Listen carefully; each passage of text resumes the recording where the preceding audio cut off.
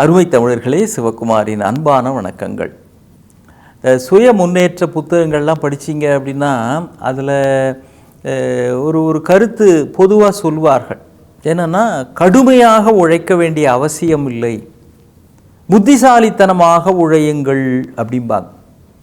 Hard work இல்லை, smart work தான் வெற்றியை தருகிறது, நமக்கு நம்மளை முன்னேற்றுகிறது அப்படின்னு பொதுவாக ஒரு கருத்து சொல்லுகிறார்கள். மன்னிக்கும், எனக்கு அதில் உடன்பாடு இல்லை. ஹார்ட் ஒர்க்குனா உடம்புனால கடுமையாக உழைப்பது, ஸ்மார்ட் ஒர்க் அப்படின்னா புத்திசாலித்தனமாக உழைப்பது. இது தேவையில்லை, இதுதான் அப்படின்னு கிடையாது.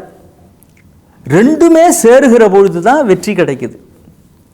நம்முடைய திரைப்பட இயக்குனர் மறைந்த பாலு மகேந்திரா அவர்கள் இதுக்கு ரொம்ப அருமையான ஒரு விஷயத்தை அவர்கள் சொல்லுகிறார்கள்.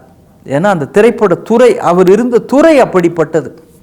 புத்திசாலித்தனமாக இருந்தால் மட்டும் போதாது, உடம்புனாலையும் கஷ்டப்படுறதுக்கு தயாராக இருக்கணும்.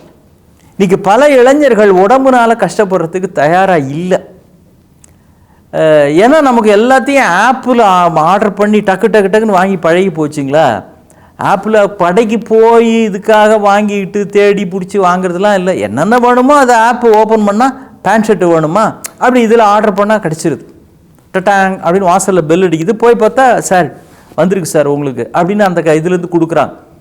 பேண்ட் ஷர்ட்டு வேணுமா ஆர்டர் பண்ணலாம், உணவாக ஆர்டர் பண்ணலாம், மருந்துகளாக ஆர்டர் பண்ணலாம், எல்லாம் ஆப்பில் ஆர்டர் பண்ணியே உட்காந்த இடத்துலேருந்தே வாங்கிக்கலாம். இது வசதி தான், சௌகரியம்தான்.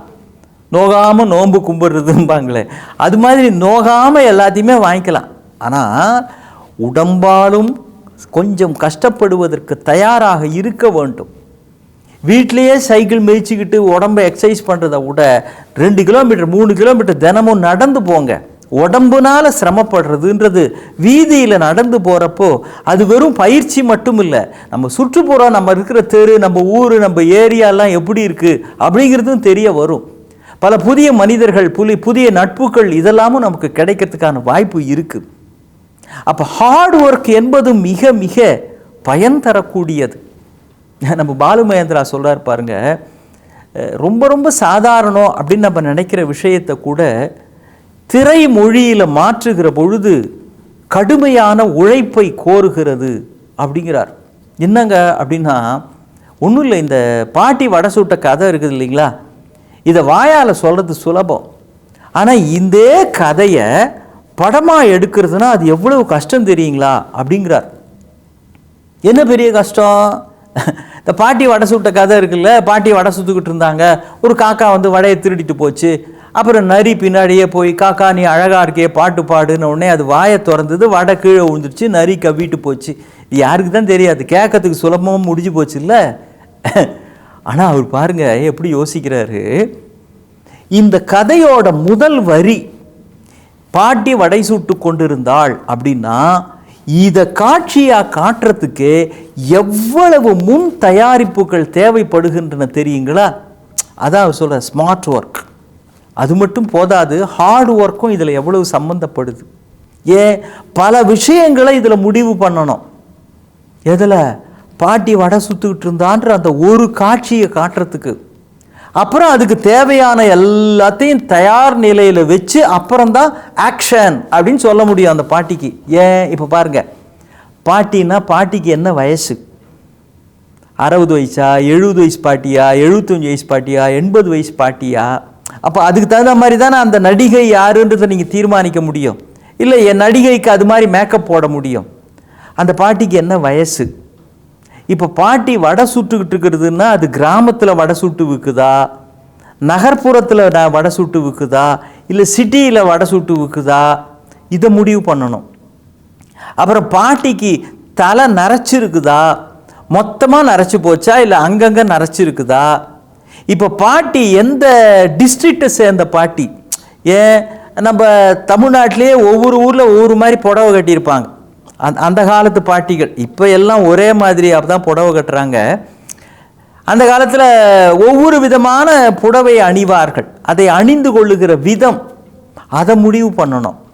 இப்போ பாட்டி வடை சுடுகிற இடம் என்பது மரத்தடியா, இல்லை பஸ் ஸ்டாண்டா, இல்லை கோவில் ஓரமா, ஊருக்கு வெளியிலையா, ஊருக்கு நடுவுலையா, ஆத்தங்கரையோரமா, எந்த இடத்துல பாட்டி வடை சுடுது, இதையும் முடிவு பண்ணணும். இப்போ வடை சுடுறப்போ அது என்ன வாணலியா, இல்லை ஒரு அகண்ட பாத்திரமா, கேஸ் அடுப்பில் சுடுதா, மண்ணெண்ணெய் அடுப்பில் சுடுதா, விறகு அடுப்பில் சுடுதா, இதெல்லாமும் தீர்மானிக்கணும். இப்போ மரம்னா என்ன மரம்? அரச மரமா, ஆலமரமா, வன்னி மரமா, வேப்ப மரமா? இது எல்லாத்தையும் ஒரு கைதேர்ந்த திரைப்பட இயக்குனர் என்றால் முன்கூட்டியே இவ்வளவு விஷயங்களையும் தீர்மானித்து தெளிவாக குறிப்புகள் வைத்து கொண்டு இதற்கு தேவையான எல்லாவற்றையும் தயார் நிலையில் வைத்து கொண்டால்தான் முதல் வரியையே திரைப்படமாக எடுக்க முடியும். அப்பா, நம்ம பாருங்க, சர்வசாதாரணமாக ஒரு 2 மணி நேரம் 3 மணி நேரம் படத்தை பார்த்துட்டு ஏய் படம் மொக்கடா, இது என்ன ஒரு படம்னு எடுத்துருக்குறாங்க அப்படின்னு அபிப்பிராயம் சொல்லிடுறான். அதுவும் சில பேர் இடைவேளையும் போதே செல்ஃபோன்லேயே மெசேஜ் போட்டு செய்தியை பரப்பிடுவாங்க. படம் அப்போ தான் ரிலீஸ் ஆகிருக்கும், 1 நாள் 2 நாள் தான் வந்திருக்கும், அதுக்குள்ளேயே படம் மொக்க, படம் வேஸ்ட்டு, படம் சரியே இல்லை, போரு, டப்பா, இவன் தெரிஞ்ச வார்த்தையெல்லாம் பெரிய பெரிய எழுத்தாளர் ரேஞ்சுக்கு எழுதியே கோடிக்கணக்கில் செலவழித்து எடுத்த படத்தை ஒன்றுமில்லாமல் ஆக்கி விடுகிறார்கள். அதனாலேயே சில தயாரிப்பாளர்கள்லாம் விமர்சனங்கள் ஒரு வாரம் கழித்து தான் எல்லாவற்றிலும் வெளியாக வேண்டும் அப்படின்னே ஒரு சட்டம் போட்டால் தேவலைன்றாங்க நம்முடைய தயாரிப்பாளர்கள், நடிகர்கள்லாம். ஏன், கோடிக்கணக்கில் அரும்பாடுபட்டு அவங்க மண்டையை உடைச்சிக்கிட்டு கஷ்டப்பட்டு தயாரித்த hard work, soft work, smart work, இவ்வளவு சேர்ந்து அவங்க செஞ்ச அந்த உழைப்பை ஒரு சுண்டு விரல் மூலமாக ஒதுக்குவது மாதிரி செய்தால் அந்த பெரும் உழைப்பு அதற்கு பின்னால் இருக்கிறது.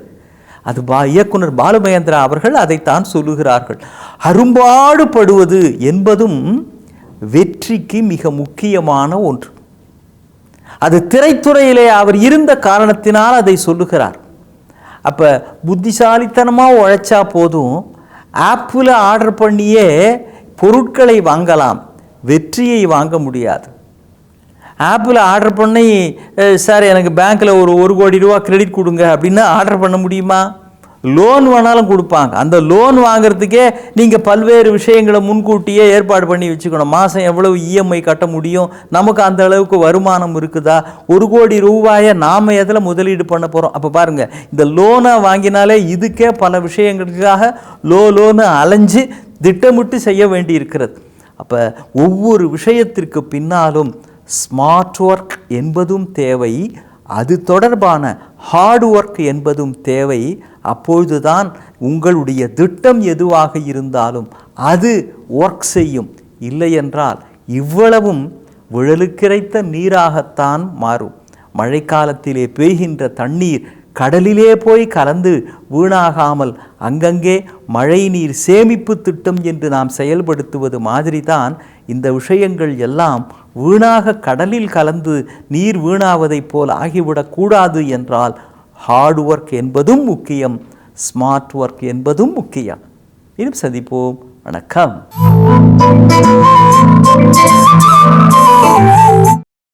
இன்னும் பல வீடியோக்களை காண சன் லைஃப் சேனலை சப்ஸ்கிரைப் பண்ணுங்க.